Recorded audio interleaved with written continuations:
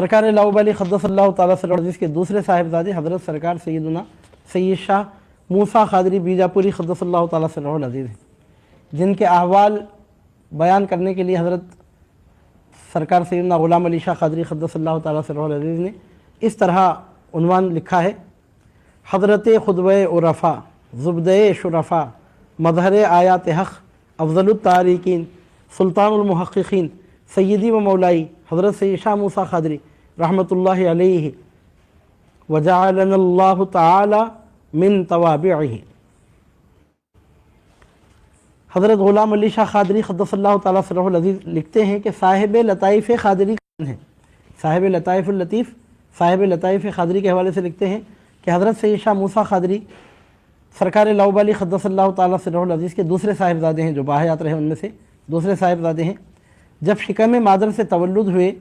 और दुनिया में जब आप तशरीफ़ ले आए तो सरकार लाउबाली मक़ाम विलादत पर जलवा फरमा हुए, अपने फ़र्जंद अर्जुमन को हाथों में लिया, दाहिने कान में अज़ान बाएँ कान में इक़ामत दी और उसके बाद पेशन गोई करते हुए इरशाद फरमाया कि मेरे ये फ़र्जंद फ़ुला वक्त में मरतबा तर्क मासिवल्लाह व तजरीद इलल हक़ हासिल करेंगे, यानी मासिवल्लाह को तर्क करेंगे और सबसे किनारा का शुक्र रुजू इल्लल्लाह रहेंगे।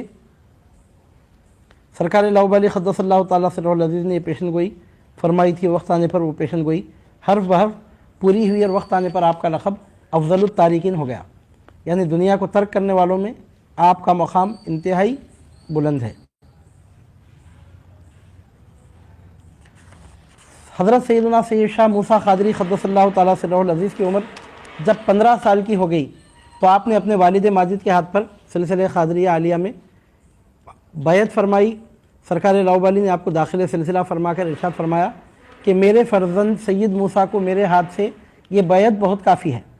हज़रत ग़ुलाम अली शाह क़ादरी लिखते हैं कि यही वजह है कि अपने वालिद बुज़ुर्गवार की रहलत के बाद आपने हज़रत शेख अली सूफ़ी से, जो आपके वालिद के खलीफा थे, इजाज़त ख़िरक़े अजदाद हासिल नहीं की, यानी अपने वालिद की बैत पर ही आपने इक्तिफ़ा कर लिया, क्योंकि सरकार लाउबाली ने फरमा दिया था कि मेरे इस फ़र्जंद को मेरे हाथ पर यह बैत ही बहुत काफ़ी है। हज़रत सरकार लाउबाली क़द्दसल्लाहु ताला सिर्रहु अज़ीज़ जब दुनिया से तशरीफ़ ले गए तो उसके बाद हज़रत सैयदना सैयद शाह मूसा क़ादरी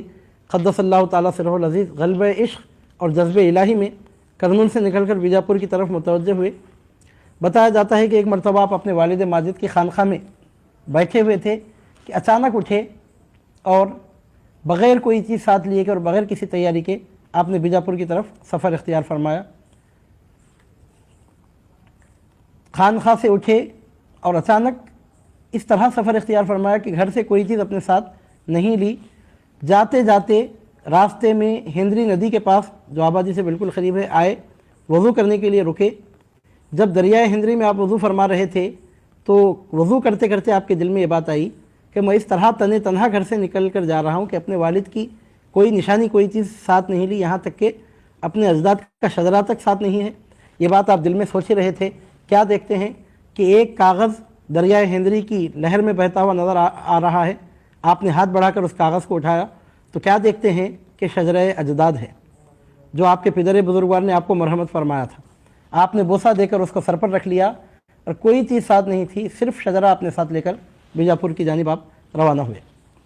जब रास्ता तय करके आप बीजापुर पहुँचे तो सबसे पहले मौज़ा रामगीर में आपने इक़ामत फरमाई, जो आगे चलकर उसका नाम अलीपुर दरवाज़ा हो गया और वहीं आप फ़िलवक्त मदफून हैं। ये करीब आप बीजापुर में अभी आने वाले थे। आपके बीजापुर तशरीफ़ ले जाने से 3 दिन पहले से वहाँ के एक बुज़ुर्ग हज़रत सैयदना सैयद मीरा मोहम्मद मुदर्रिस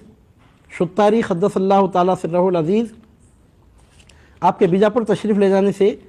3 दिन पहले से ख़िले के तरफ चक्कर लगाने लगे। हज़रत सैयद मीरा मुदर्रिस क़द्दसल्लाहु ताला सिर्रहु अज़ीज़, मीरा मोहम्मद मुदर्रिस, ये सिलसिले शुत्तारिया के बहुत बड़े बुज़ुर्ग हैं बीजापुर के। हज़रत सैयदना सैयद अब्दुर्रहमान अश-शुत्तारी के साहिबजादे थे और सिलसिले शुत्तारिया के बहुत बड़े शेख बीजापुर के, जिनका लक़ब है हज़रत सिबग़तुल्लाह शुत्तारी क़द्दसल्लाहु ताला सिर्रहु अज़ीज़, उनके हकीकी भतीजे थे। उनका बहुत बड़ा फैला हुआ सिलसिला है सिलसिले सिबग़तुल्लाही। तो सिलसिले सिबग़तुल्लाह बुज़ुर्ग से मंसूब है सिलसिले शुत्तारिया की जो शाख। तो उस सिलसिले के इमाम हज़रत सैयदना सिबग़तुल्लाह शुत्तारी के हकीकी भतीजे थे حضرت میرا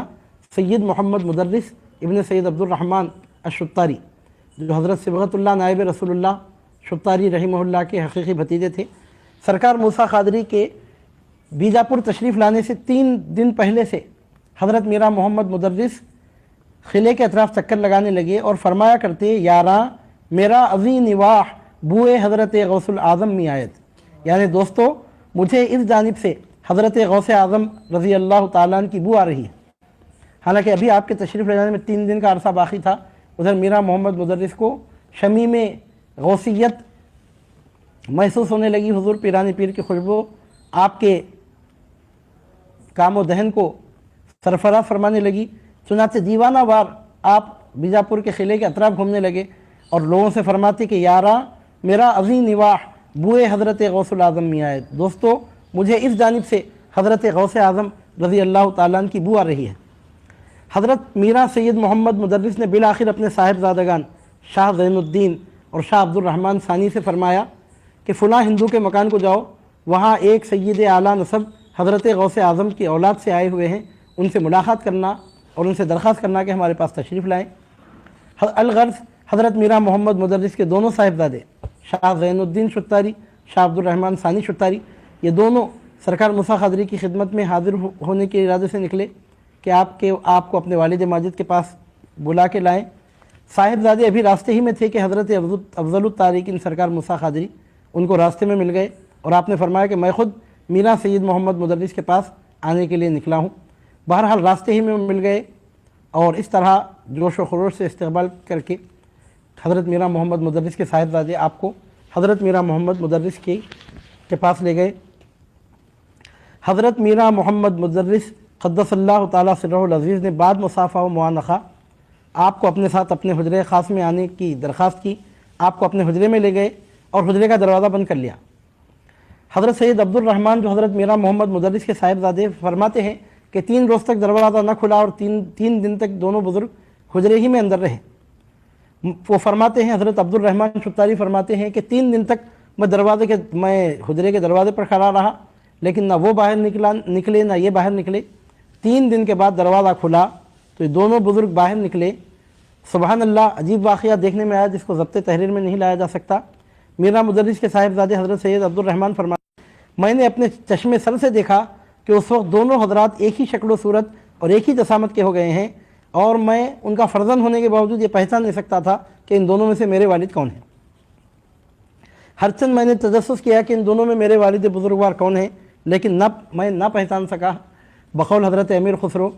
من تو شدم تو من شدی، من جان شدم تو تن شدی، تاکس نہ گویت بعد ازیں من دیگرم تو دیگری،